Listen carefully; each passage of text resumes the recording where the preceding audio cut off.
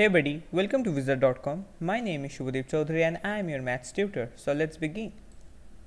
According to the question, we have to find the sum of all interior angles of a polygon having n sides. So sum of all interior angles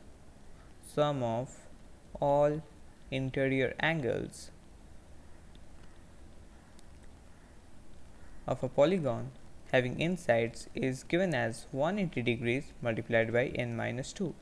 Now in this case the polygon has 5 sides, therefore n will be equals 5. So sum of all interior angles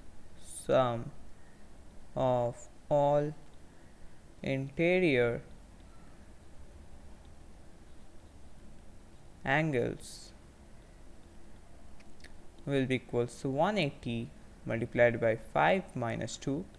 So it will be 180 multiplied by 3. So 180 multiplied by 3 is equals 540. So 540 degrees.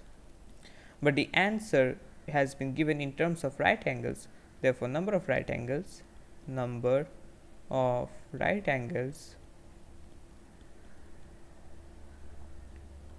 will be equals 540 divided by 90. So 0 and 0 will cancel out each other. So 9 will cancel out 54 and will produce 6. So therefore sum of all interior angles will be equal 6 right angles. Therefore upon checking the option, we see that option B will be the required final answer. So that's it. Thank you and have a great day.